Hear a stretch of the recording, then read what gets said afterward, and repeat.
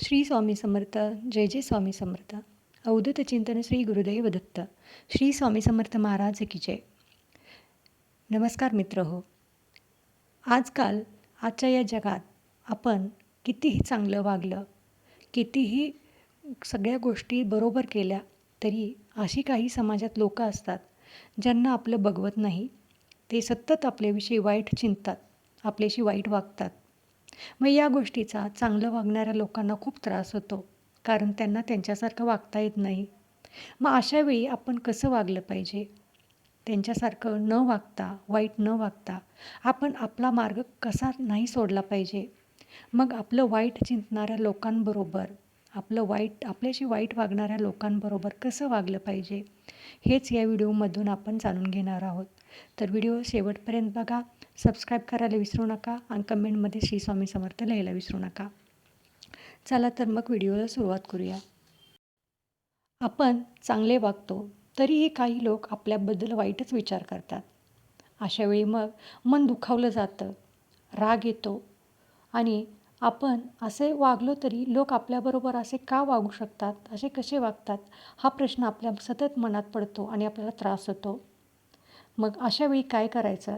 तर स्वामी समर्थ म्हणतात, माणसाचे विचार त्याची ओळख आहेत, तुमची नाही. चला आज स्वामींच्या शिकवणीतून आपण याचं उत्तर शोधूया. वाईट चिंतने का होते? एखादा व्यक्ती जर आपल्याविषयी वाईट चिंतत असेल तर त्याच्या मनात मत्सर, असुरक्षितता, अपयशाची निराशा असते. आपले यश, आपली शांतता काहींना सहन होत नाही. जो स्वतः आतून अस्वस्थ असतो तोच बाहेर विष पसरवतो, तोच बाहेर लोकांना त्रास देतो. वाईट चिंतन करणाऱ्यांची लढाई आपल्याशी नसते, ती त्यांच्या आतल्या दुःखाशी असते.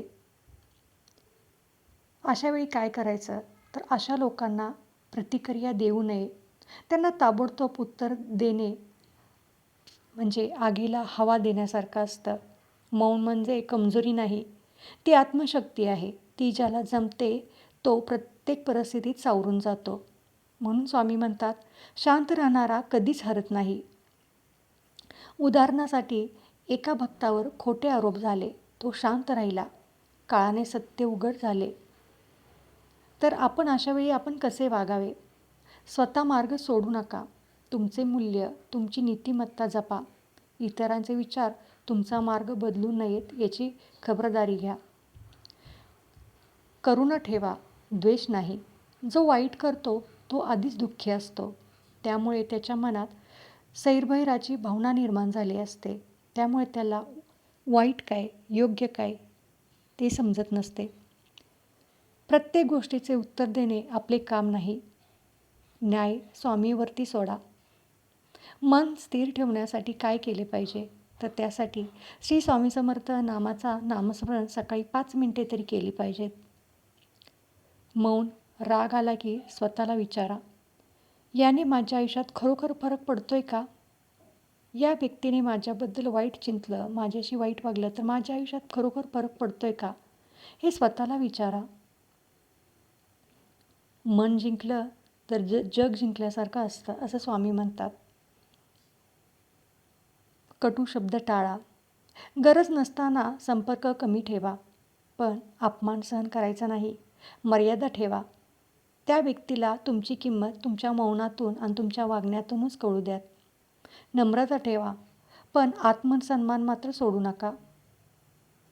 स्वामी म्हणतात, लोक काय म्हणतात यापेक्षा स्वामी तुमच्याबद्दल काय जाणतात हे महत्त्वाचे. तुमची शांतता हीच तुमची शक्ती असते.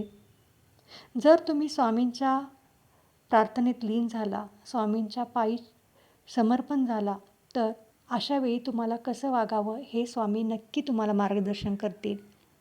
पण तुमच्या मनावरती तुमचा कंट्रोल राहिला पाहिजे. तुम्ही तुमचं मौन नेहमी ठेवलं पाहिजे आणि त्या व्यक्तीशी आपली बरोबरी कधीच करता कामा नये. त्या व्यक्तीला बदलण्याचा प्रयत्न देखील करता कामा नये, पण आपण त्या व्यक्तीसारखंही होता कामा नये. तुम्ही जसे आहात तसेच राहा. स्वतः त्या व्यक्तीसारखे बनू नका आणि त्या व्यक्तीला तुमच्यासारखे बनायला लावू नका. सगळे काही स्वामीवरती सोडा. वेळ आणि स्वामी प्रत्येक गोष्टीचं प्रत्येक वेळ आल्यानंतर उत्तर देतात. तो तुमच्याशी वाईट वागला, त्याने तुमचे वाईट चिंतले म्हणून तुम्ही त्याच्यासारखं वागायला गेलात, तर स्वामी तुम्हाला कधीच साथ देणार नाहीत. कारण स्वामी सांगतात, दुसऱ्याने जरी आपले वाईट चिंतले, दुसरे वाईट केले, तरी आपण आपली पायरी सोडू नये. वेळ प्रत्येकाला उत्तर देते. म्हणूनच नेहमी स्वतःवर विश्वास ठेवा, आपल्या स्वामी भक्तीवर विश्वास ठेवा. श्री स्वामी समर्थ.